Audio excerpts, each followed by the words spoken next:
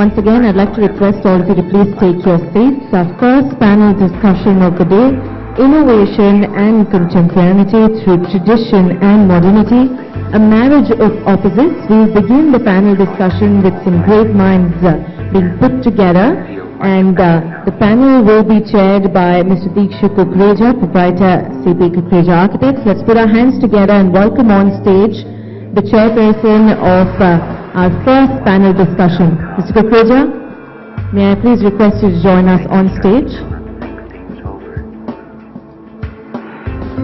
Ladies and gentlemen, I hope the tea and coffee gave us enough energy to put our hands together and welcome on stage the moderator.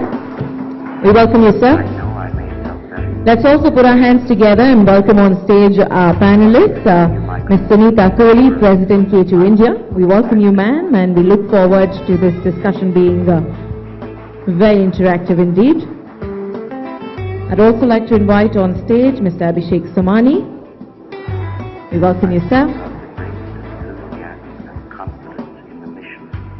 I'd now like to invite on stage Mr. Rahul Kadri, Principal Architect and Director, Kadri Consultants. Mr. Karan Grover, once again joining us with his thoughts and more. May I also request Mr. Georgie Thomas, CEO, ATS Green, to please join us on stage.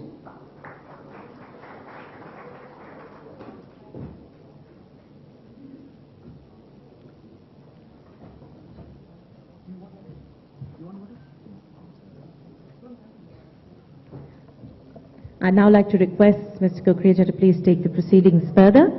We'd like to end with an interactive session about 10 minutes where we'll pass on mics to the audience and more. Mr. Kukreja, over to you, sir. Thank you.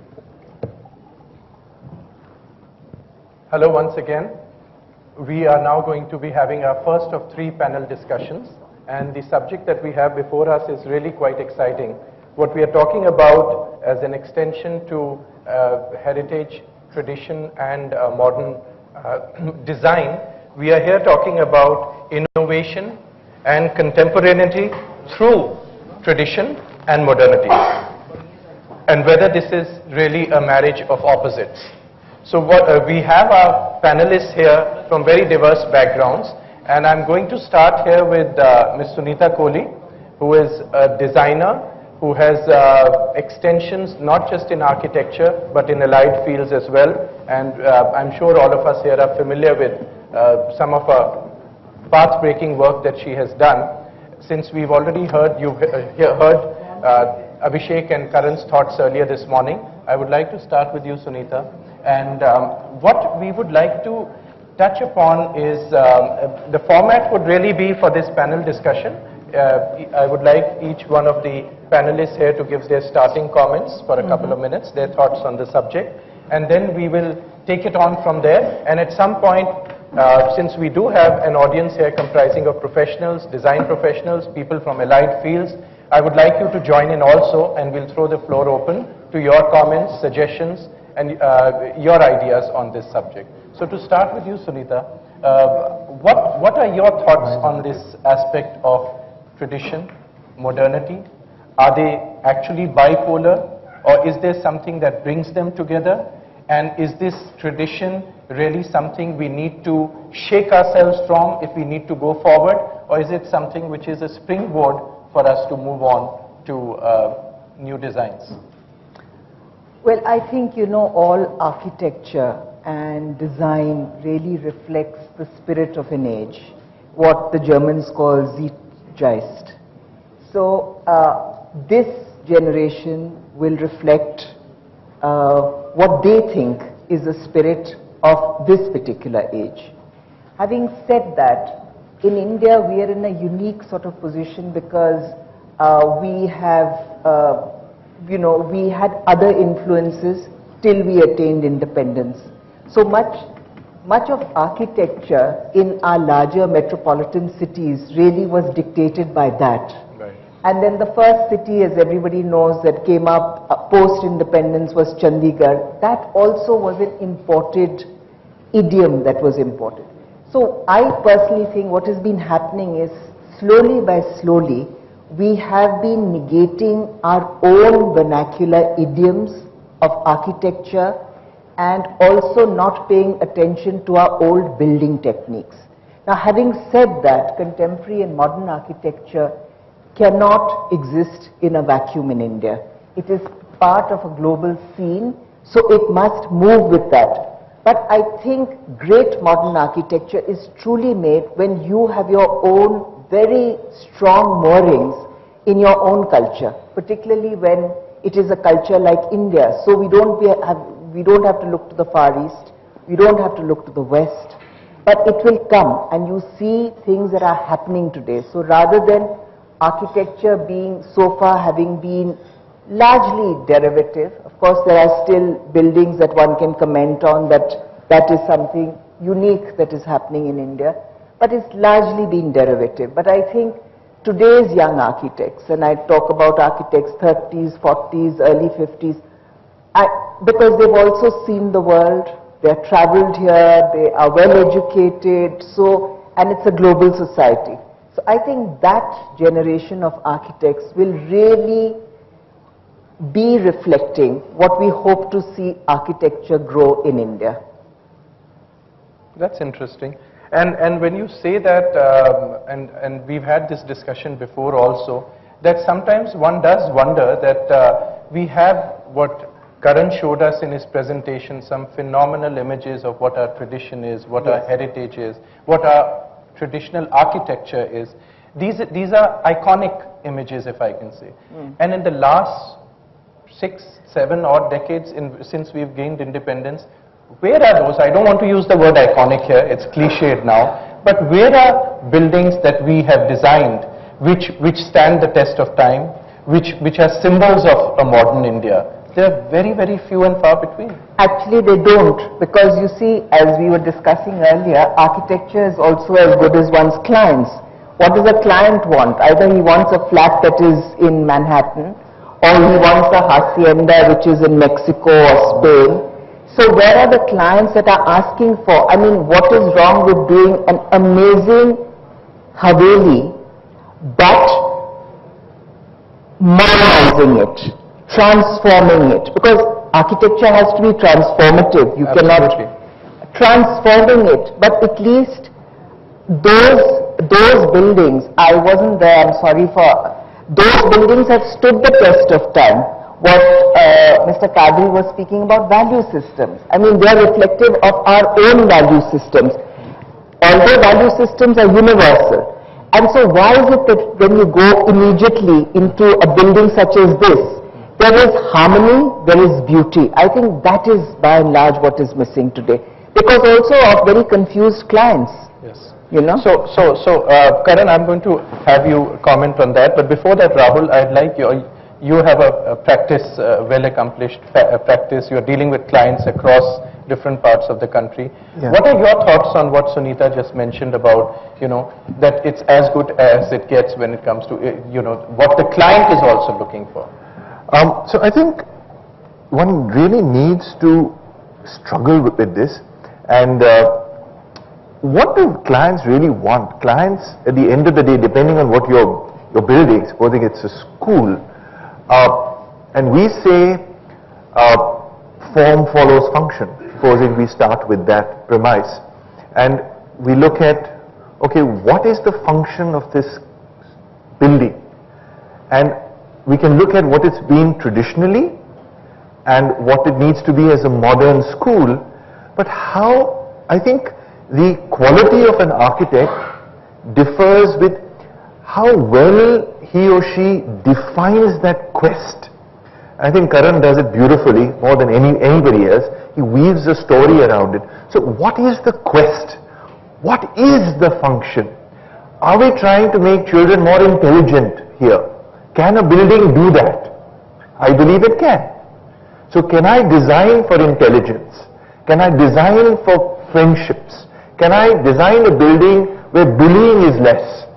So how do we define our function? What is our quest? I think from that design, deeper design emerges. When you say you want to make buildings where children are more intelligent, you will automatically say, I need daylight, because we know that children pay more attention when they're daylight. So people perform better when buildings perform better. So it's really, we started off the morning talking about values, and we said Indian values. I think that's rubbish.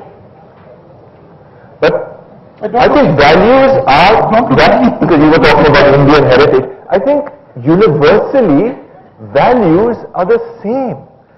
It's been a journey for human beings, it's been a journey to freedom. That's been our journey to freedom, individual freedom. Now, there were certain buildings that came about because of monarchy. So the monarch could commission it and this great architect could build it. But in today's times, there's democracy. There was the industrial age which coincided with democracy.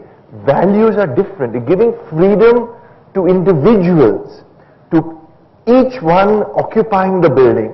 So also this whole thing of iconic. I think iconic comes from a certain ego, a certain wanting to stand out, wanting to stand apart, which again is pointless.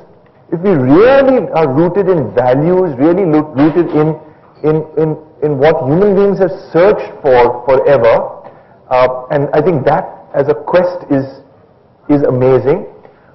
We have always wanted to change a phrase, more with less. Starting with less is more. We want to do more with less. And we want to create ultimately that functionality and that beauty in the buildings. And then to create the beauty, we usually go back to what we know. So we usually will go back to, okay, I've seen columns in a particular way and that really looked good. So why don't I use that in my new way? But actually to reinvent beauty, which some architects have done, where you, as Sunita said, you walk into this space and your heart is lifted and you don't know why. There's no one element, there's no one jali, there's no one arch, there's nothing. There's a certain purity there.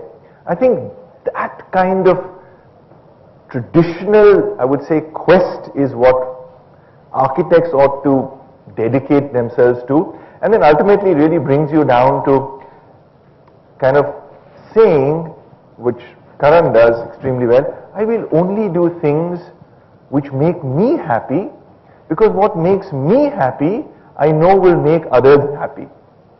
So really being self-aware of what is happiness. So sorry, I think that's very interesting. You've touched on a variety of things, whether it has to do with values. I think talking about values, you said, I heard you say Indian values, something called Indian values is really rubbish. And to avoid you being physically assaulted by Karan, let me allow him an opportunity to verbally respond to that statement. The two speakers before me are two of my closest friends. I have great admiration and only love for them. I will still not permit you to physically assault anybody. But I don't agree with Sunita when she says that it is because of our clients that we don't make, she's used the word iconic buildings. I agree with Rahul that it's not important to have iconic buildings, but we can't blame the client. I think we have to just blame ourselves. We spend over 50 to 60% of our time in any presentation, trying to educate or reinterpret or make the client re-understand the project that he's given to us.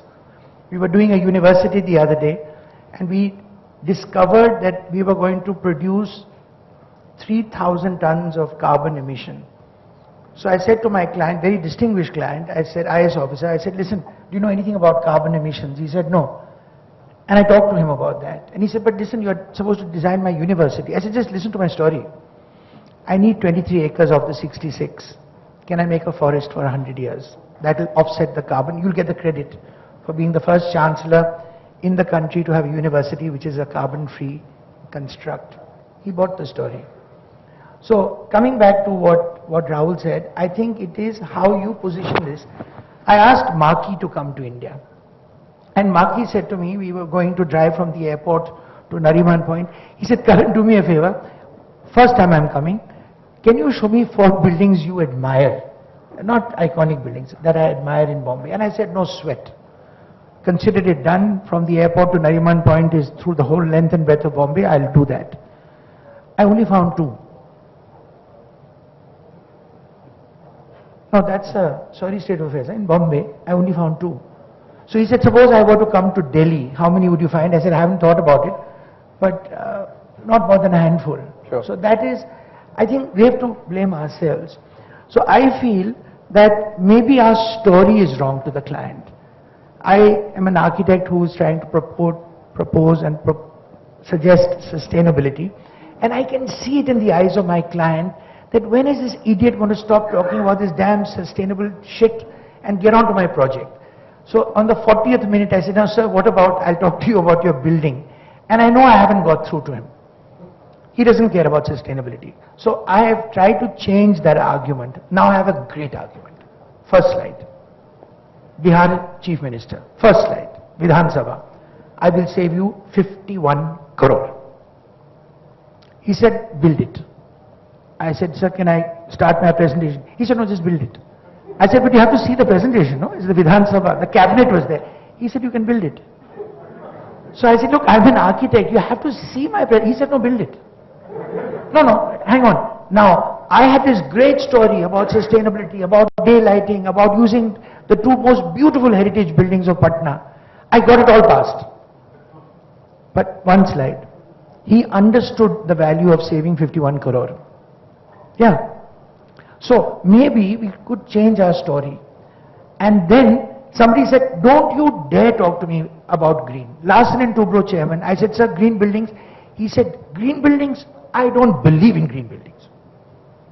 So I wrote a note to, we were all on one side, he was on the other side. I wrote a note to my team, I'm going to get up and let's tell this shit to go to hell.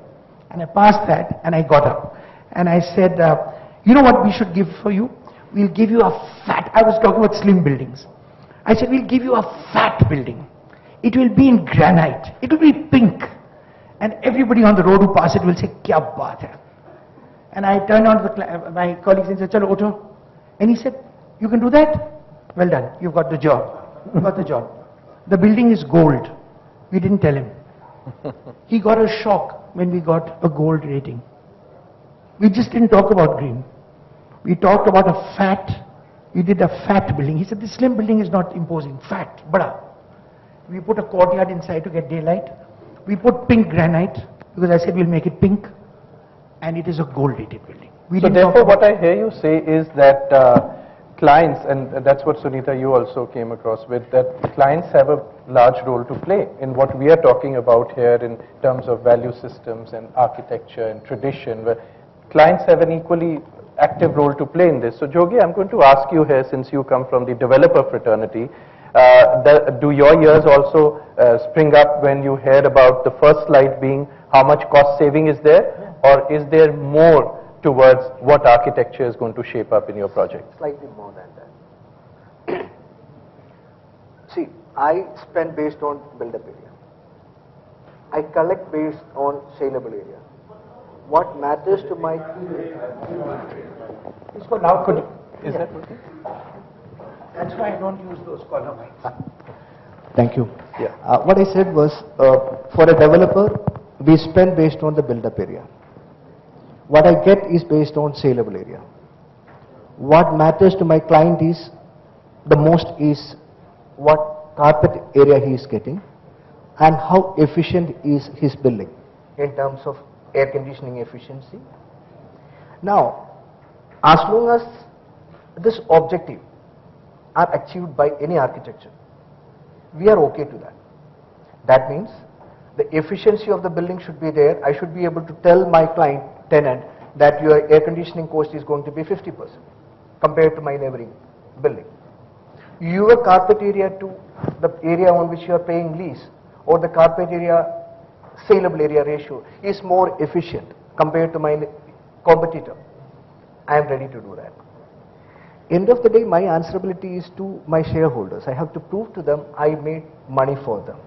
I am not the state. So, we are open to discussions, open to ideas. It helps us sell better if you design and give us better design buildings. Thank you. Better design buildings, that's an interesting term.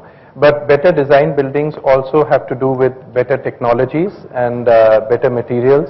And since Abhishek, you are from an allied industry, you have an active role again, I would say, in seeing what kind of technologies come into new materials and how do you, the industry you are from, how can that bring about a certain newness? After all, some of the images we saw in Karan's presentation, you know, whether it has to do with crafts, these are things which are very intrinsic to Indian culture.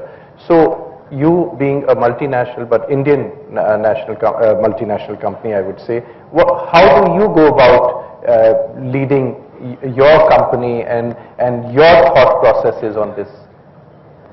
Thank you. First of all, I agree with all the architects sitting here, the top and the best in the country. So I think I go back to what Rahul said. A lot of the times the client runs out of budget and a lot of technology which can be used to save energy, to various other green initiatives which the tile industry is part of my presentation later in the day. There is a host of products available which can be used, but by the time it comes to using the tile, the client is more than often shying away from using them and using the basic tiles. And I think it's also about the design. So go away a little bit from your question and go back to the other questions. I'm not disagreeing or agreeing with any of you, but I think it's between the client brief and the builder. One such example which comes to my mind, which probably Auntie would be of iconic in nature after independence, is probably the Baha'i temple, the Lotus temple. I'm sure the client brief was absolutely specific, and that's why we have something what we have here in Delhi, beyond which my mind doesn't go to anything else. And going back to technology and product design, we at a lot of times we try to educate the builder. At least we as our company are far more responsible, I would think. I don't say we make the best products or we are best in the country, but we're definitely more responsible, where we're trying to tell the client what is good and what is not, depending on which part of India he's on, because there's a lot to tiles just in a 2 feet by 2 feet square or rectangle piece.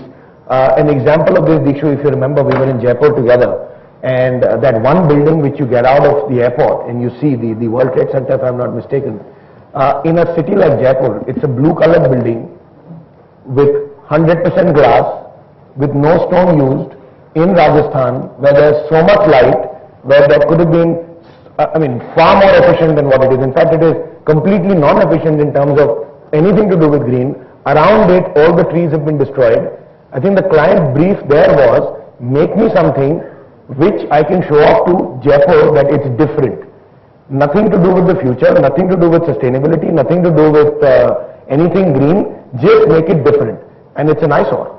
It is very different. It is so different that it's an eyesore. It might be very beautiful independently, but as far as the heritage and the culture of that city is concerned, it's a complete misfit from the atmosphere, from the kind of nature, that particular kind of heat or kind of cold that particular city has is completely beyond. So I would completely agree with Rahul that the client brief, what the stakeholders want, and sorry to say, but a lot of times most builders are looking at selling that one flat and then the society has to take care of it, and that's where it is. So I think clearly we need to be far more responsible and bring in those heritage buildings which were so efficient, like Mr. Grover. In that sense, this whole zest for trying to be innovative or trying to be contemporary, these words, are we really misunderstanding them?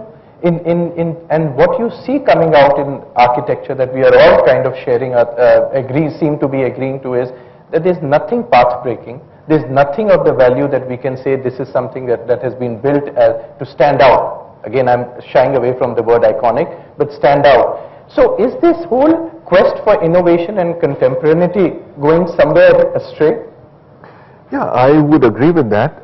It's been misunderstood. Just one point I just want to underline. We spoke about the client brief. I think most clients don't know what they want. It's selfish. Okay? No. They know what they want in terms of profits.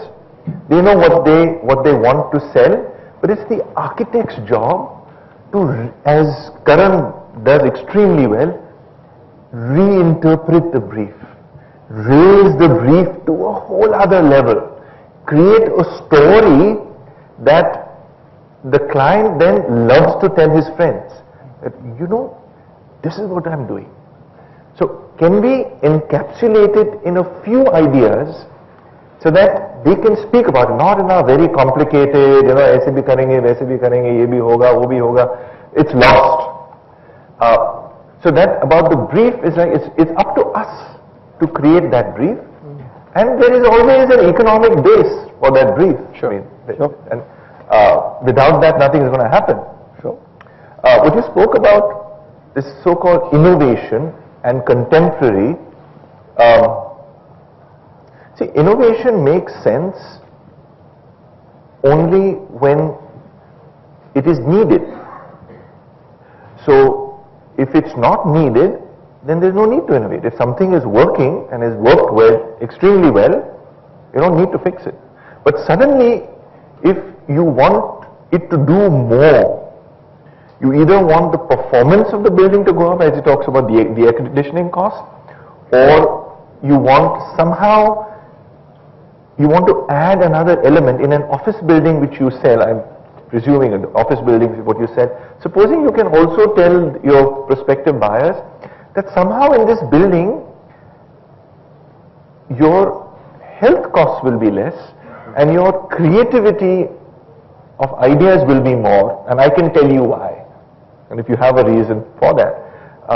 So innovation really comes in when you're trying to do more and you don't have more to do it with.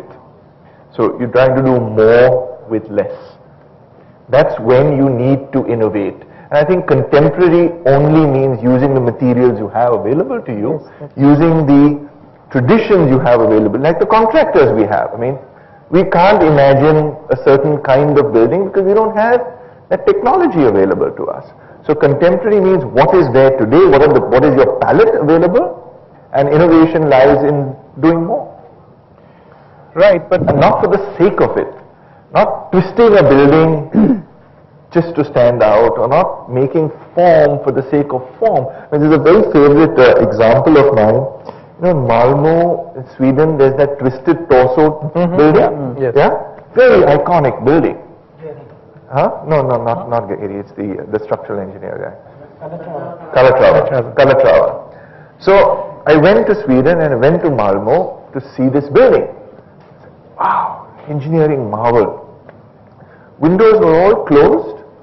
You could see no life. The base, it's a residential building. The base was devoid of any life. There was a very beautiful, serene water fountain there at the base, and then one lift to go in. Right next to it, there was row houses, and there was this beautiful little stream, and there were little gardens, and there was children playing, and there was barbecues, and there was a party, and there was music. So there was life. And there was this building which was dead. Windows didn't open, nothing, no life. And this was iconic. And the row houses, which had very traditional, very old building type, nothing great about it, but it was beautiful because it was full of life. I mean, the joy it gave the residents in those row houses was fantastic. So whether we need to invent new things for the sake of it, I don't know. It put Malmö on the map, but did it create joy for the residents? I don't know. So whether we want to invent, or do we already have such a vast repertoire of design, of tradition, of skills that we can, which are at our disposal. You know, we don't have to here sit back and say we don't have this technology or that technology available to us. The palette is so large today. So, but where and how can we choose, Sunita, these traditional elements that are there? When I say elements, I'm not just saying design elements. I'm talking about traditional skills. I'm talking about craftsmanship. All these things which are in abundance. And I know, Lipika, I've had this conversation with you where you've been talking about the dying skills of Bastar and other areas which you are playing an active role in reviving. But Sunita, I'd like to know from you, this repertoire, how do we use this? We can use it, but just to come back to something that Rahul was saying about clients, you know, all architects and designers unconsciously, and it should be unconscious, and it should not be pontification, become in a sense persuaders, what Shiv Khera was saying yesterday, and also educators, but in a two-way conversation. Because firstly, a client has come to an architect or a designer for the skill that they can give and that they can impart. So therein lies why the client has come. But I agree with you, a client does not know exactly what he's looking for. So a client, and both of you said that, has to be kind of educated, whichever way you want to do it, and show. Then let them make their own decisions.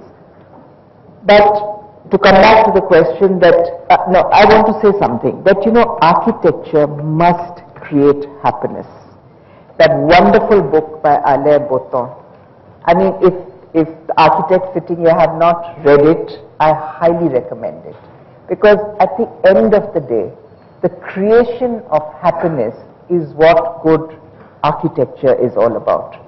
And we have friends, I mean, their colleagues were sitting here from Dubai, and I must say that the Burj Khalifa is one such building which is truly beautiful to look at. And having been inside it, because there's a hotel there also, it works extremely well. It looks on to that amazing fountain. So it just works. And so it has a nice, it's beauteous to look at, because in its form, and then the sky that is reflected. And then from within you don't feel caged in. There's a sort of an airy lightness about it. So that is, I'm not going to use the word iconic because I don't like it, but that's a building that makes a statement and has a contemporary building that has a timeless quality about it, because the values are all right in it. So, and I agree with you, I haven't seen it, but I've certainly seen plans of it, and buildings such as this, which are really monuments to the architects themselves. They're not built for other people. They will not eventually stand the test of time. I mean, 100 years down the line. Will it be remembered? I'm not so certain. But now to come back to the question that you had asked about how to work with tradition. Right. See, every age has to innovate. You just cannot live on your past. So, but what you take out of your own font of tradition and move forward with that, that is, I think, what creates good design and good architecture. True, that's true. Karan, your thoughts? I want to respond to some of the speakers. Abhishek, to that building in Jaipur, horrible building. I don't believe that the client said cut the trees. I would like not to believe that. We did a small school in a very tight space for Bharati Vidya Bhavan, and they gave me a mango orchard. So my first comment was, that's not fair, because how am I going to build a school here? I may have to cut a tree. And so I said to the office, I said, we will not cut a tree. The client didn't say to cut a tree or not to cut a tree, but that became the theme for our project. We didn't cut a tree. Damn difficult. 32 trees in a site which was incredibly small, and they wanted these 16 classrooms. So I think it is, the client never tells you what to do.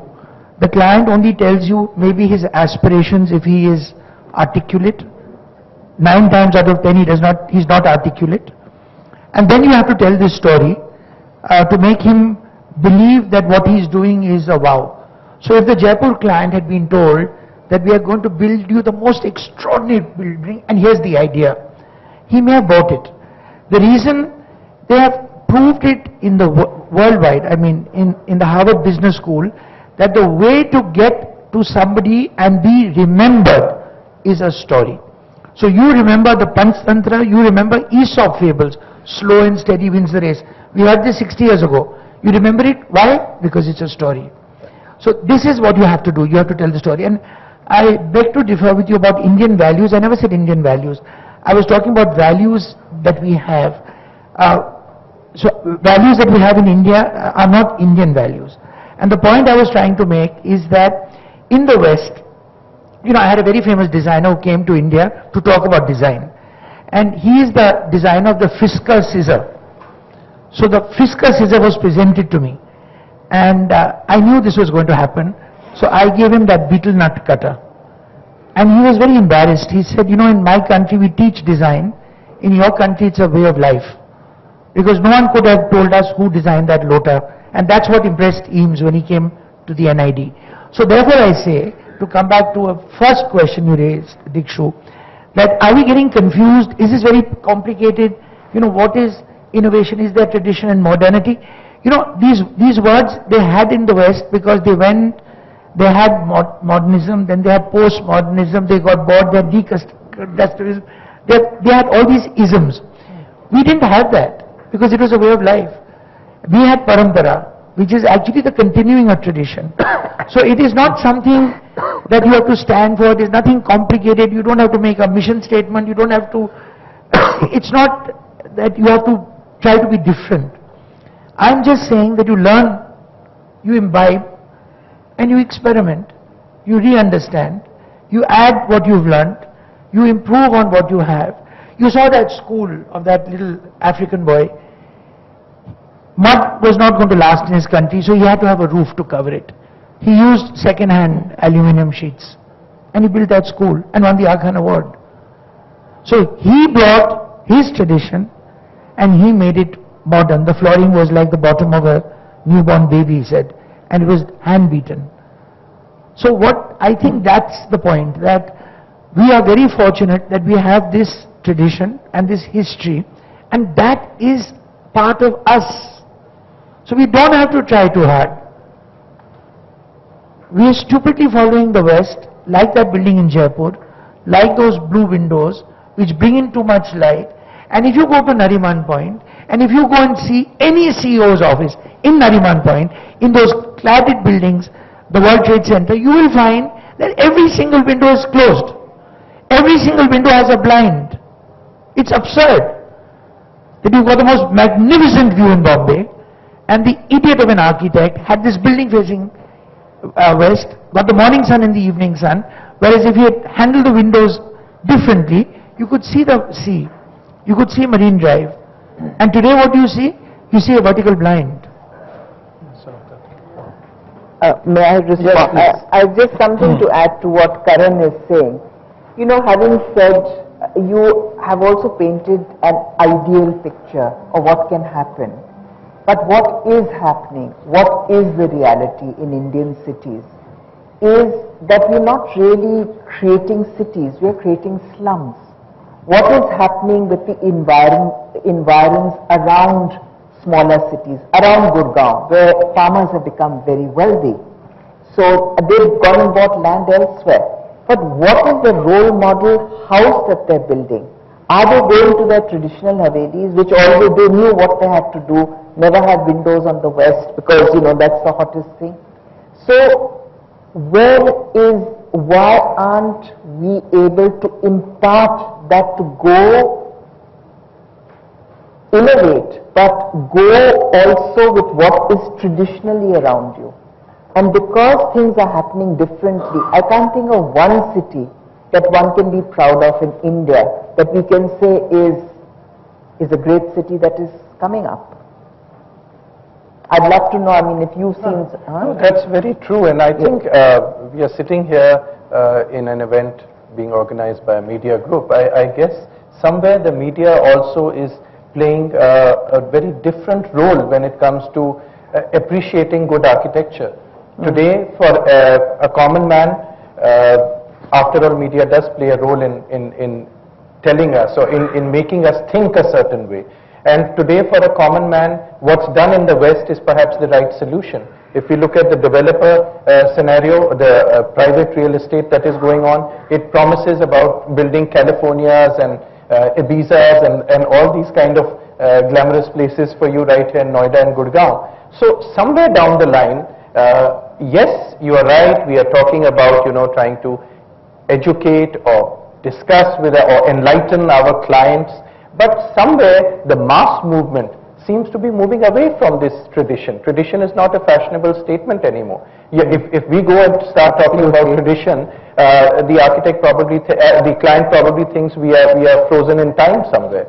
So somewhere down the line, I think it's about an awareness that needs to come back to what our tradition holds, whether the values are Indian or global or whatever they are, but there is a certain parampara which is existing here, which can catapult our design into another level altogether going forward.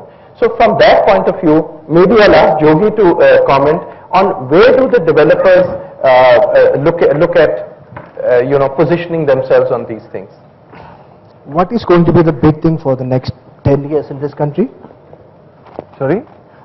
The next 10 years to 15 years for this country, the big thing which is required for this country and which is going to happen in this country is construction of about 30 million houses which are very small, 400 to 600 square foot size houses. 30 million. At the 10th 5-year plan, at the end of that, the government did a survey and they realized that the shortage of housing in this segment is 28.5. So Prime Minister has come out with a statement that by 2022 he wants housing for all. So look at the volume of business which is going to happen in this country to meet the requirement of this 30 million dwelling units. If I ask how many of this the architects sitting here ever thought of working on a design which is efficiently I can use in Bulandshahr or Moradabad, I have not seen any efficient drawing so far.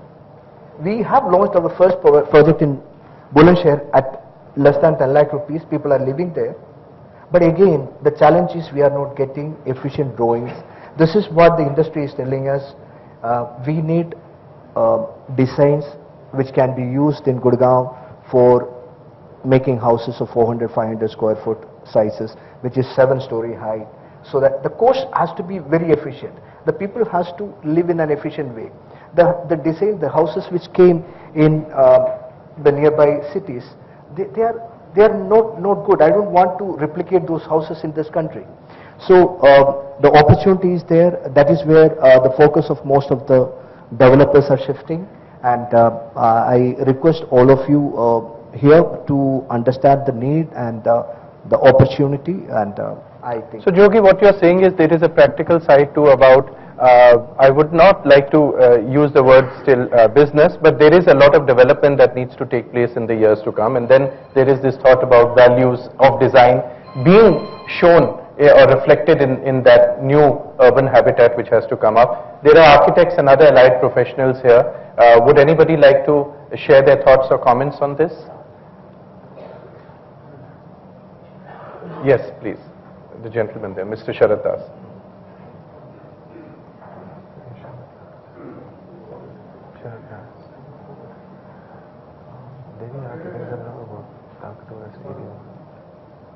Karan, you must forgive me.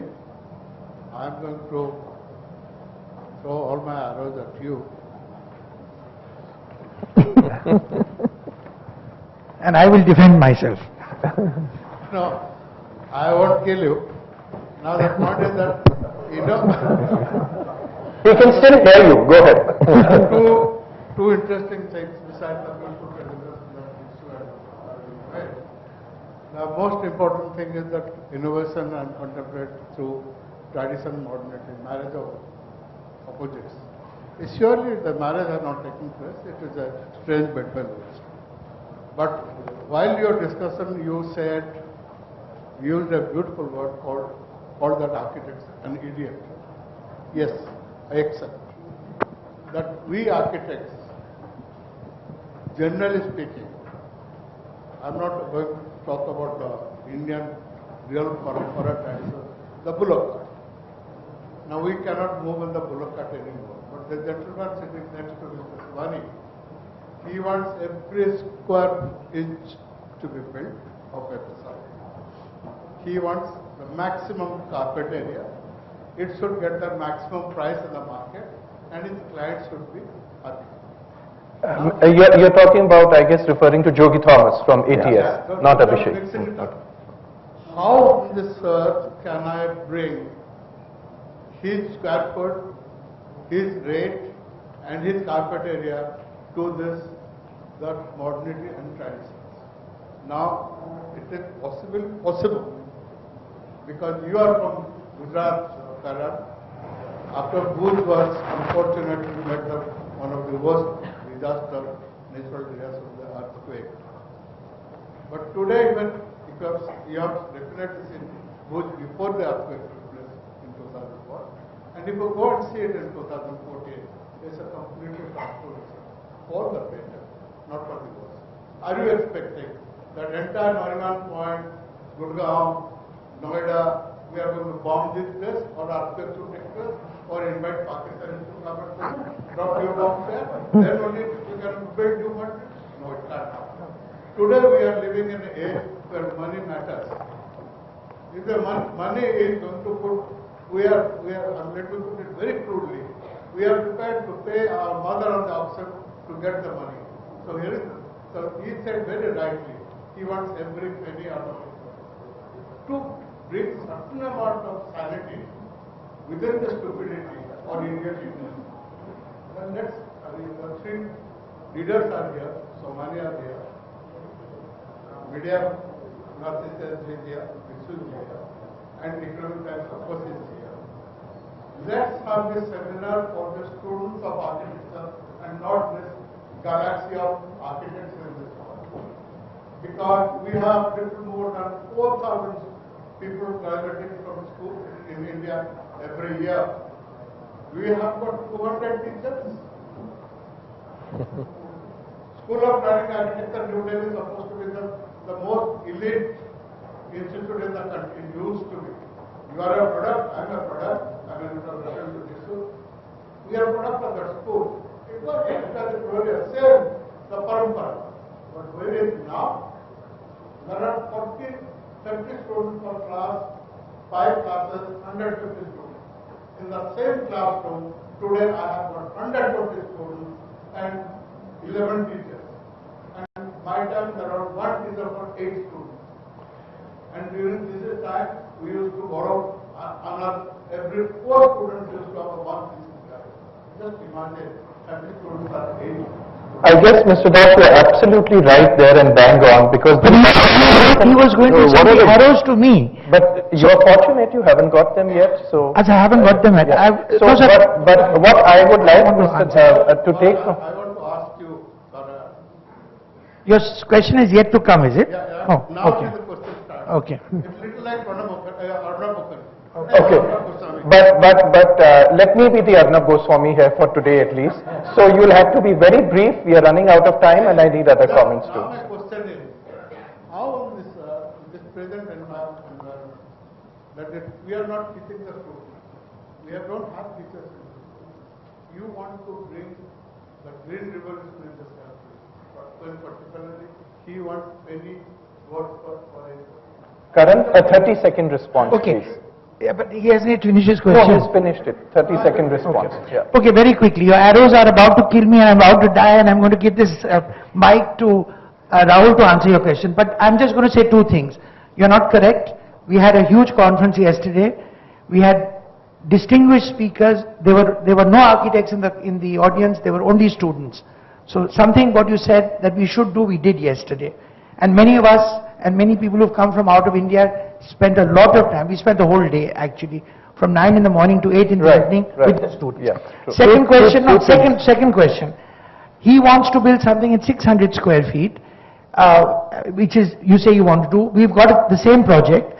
We've convinced our client Tata Steel that we will build only 450 square feet and give 150 square feet of open space in a 4-storied building. So I said that we lived around a courtyard. We brought this courtyard into a multi-level building, built less and given more. Great. So I'm just saying it can be done. So I think after this discussion, the 2 of you can meet and discuss a new project.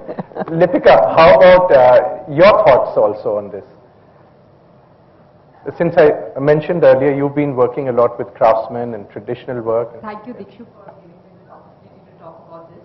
I think really what's missing is the awareness, as you were just talking about. They can't. Could you give it another mic? Okay. Yeah. So I think all of you have said this, and I think what is really missing is the awareness about our traditional arts and crafts, our tradition per se. And because it is the lack of awareness amongst the children, not just students of architecture. Why are we talking to students of architecture? They have already come to a stage where they have already had some direction in their lives. I think what we really need to do is talk about art, talk about craft, talk about traditions in any form. Right after the children are born, like in Japan, the moment we start appreciating our traditions, the moment we start respecting it, the moment we start having pride in our own culture, automatically things will change. It's the child who will, either he becomes an architect or not, it doesn't matter. Whether he will become a builder or not, it doesn't matter. Even as a consumer, when he has to buy a flat and he goes to a building and he looks at a panel or an installation in the landscape area which is to do with a traditional art form like Dokra or a traditional art form from the down south in stone, he will be able to identify it. He will feel the pride of the fact that yes, this is Indian art. I know it, and I'm happy that this Indian art is so beautiful. Not only will he be able to appreciate it in his own country, his own lifestyle, but he'll be able to talk about it even at a cocktail conversation and take it to the world. So what is really missing is the knowledge and the pride in our own culture, which we all need to work towards. We need to sensitize this. We need to educate ourselves first. If our children don't know about our cultures, we are to be blamed for it. And unless and until we take that responsibility to educate them, irrespective of whether they want to get into the field of design, architecture or not, then we are losing it out. We are not being responsible Indian citizens who talk about India, pride, Indian culture, and taking all of this to the international level. Here I must share Mr. Somani, I was sharing with, and they are actually getting an award for being the first Indian company to be awarded at an international... No, patenting and design. Yes. Yeah, first Indian company. Yes. It's a matter of pride that an Indian company is being acknowledged this at an international level. I think similarly, Indian artisans, Indian craftsmen, Indian designers need to be acknowledged for what they have been upholding through the years, through the traditions, and our century is so deep-rooted, as Karan said. We don't have to innovate, we live with history. That's part of our life. We need to be just aware and we need to be proud of it. We don't need to have a house which says Italian crystal, Swarovski chandelier, and that's what our status in life is all about. We should be able to enter a home and say, this is a Jharokha from Jaipur. It's beautiful, it's traditional. I have blue pottery sitting on my dining table and I'm proud of it because this is really beautiful, and it is. No, Lipika, you have a great message there, and I think we really do need to reflect on this. Mr. Shrikant Somani, would you like to say something? Heard everybody with great interest, the culture bit, the heritage bit and everything, but what I really feel that we are beings of nature and we relate ourselves to the five elements. And in the advent of modernity and everything being at a moment's notice, your comfort and everything else, the life, the hubbub of the life, we've come to a place where we really don't bring nature inside. For us, all buildings are a metaphor of what we need, but at the same time, nature is outside. I think there is a need to bring nature inside our buildings. And yet, in the modernity of things, I'm sure with all the technology available, we can still mingle and make a beautiful structure which has nature inside, heritage inside, and yet the comforts that every man needs. And I personally feel that architecture and architects today can do a wonderful job of this. Thank you. I think we could actually... Okay, that will be the last very short question. Because we have builders and architects here, I'm an interior designer, and one of my clients, he bought a house for say 3 CR.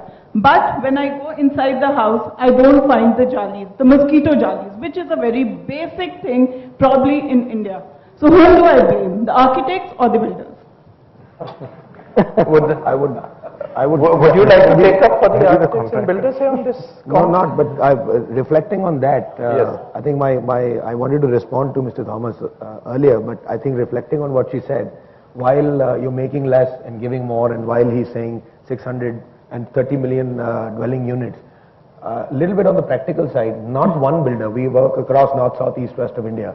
Not one builder has bothered to come back to us, and not one architect and builder has bothered to come back to us and say, let's engineer a product to attain what you need to eat. All we hear is make it cheaper, even cheaper and even cheaper.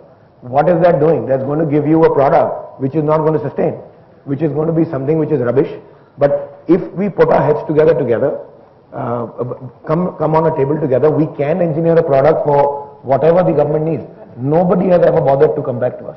Right, right. Similarly, I think we are running out of time here. We could go on. There are lots of people raising hands and want to comment here, but we are really running out of time. So I think what we'll do here is just have very quick closing comments or thoughts from each one of you.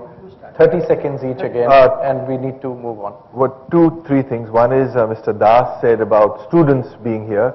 I disagree. I think architects, professionals are learning all the time. Students are learning much more in their time of school, but we're learning all our lives. So thank God we get a chance like this to learn from each other. Secondly, you said it's an age of money. I think that's rubbish as well, because it's always been an age of money. From Bharat time, it's been an age of money. So money has always played a role in everything that we do. There's nothing new about it. One other thing that Karan spoke about that I wrote down, I think something about invasions and about culture in India, and that I feel all invasions are only of benefit, because they're invasion of ideas. Whether it was the Mughals or anybody, any invasion adds to our culture, because there was something lacking in us which was then brought in and we learnt from it. So an invasion is always of benefit, and now architects are really worried about the invasion of foreign firms coming in, and it's scary, but it will only be to our benefit, is what I say. Okay, my 30 seconds. I'm just going to respond to what Sunita said, that there's no great city, there's no great building, look at the mess we're in. I only want to say and leave a message with you that I don't care, and I don't mean this in arrogance, I'm saying it in all humility. I'm going to keep trying to make a difference.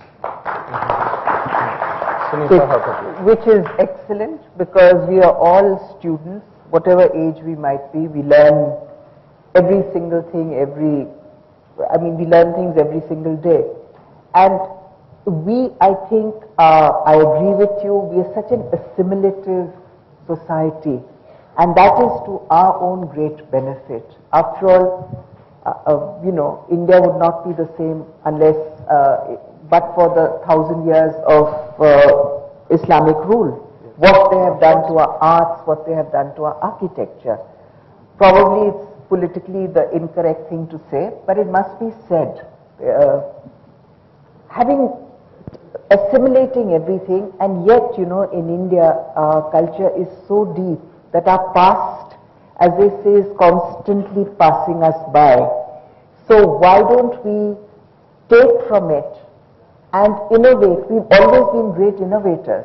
So I think that spirit of innovation is continuing and will continue. I think there's just a little period of pause that we're going through, because we're also a society in flux. Yes, true. Yogi, any?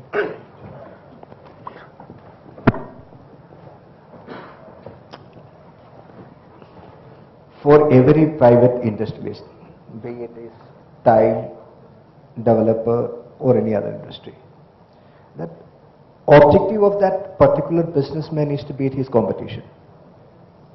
Developer is not different.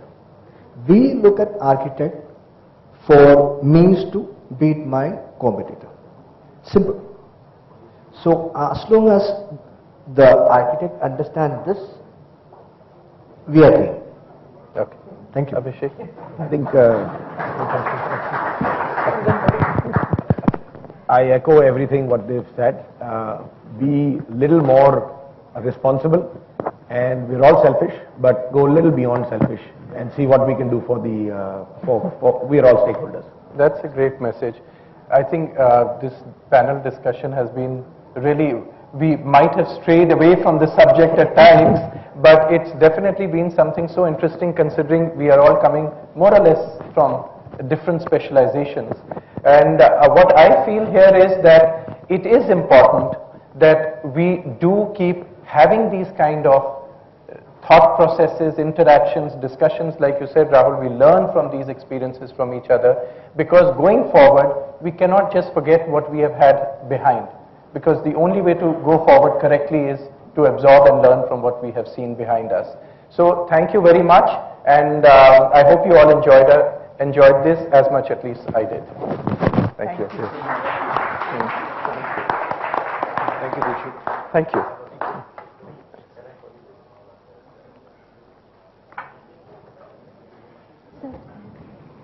Thank you.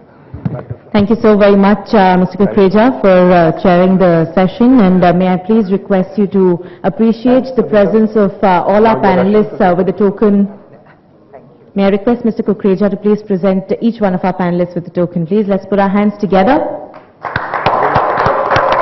Ma'am, thank you.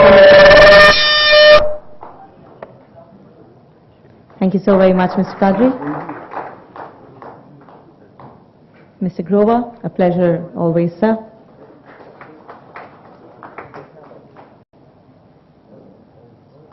Mr. Samani, thank you for adding on. Mr. Thomas.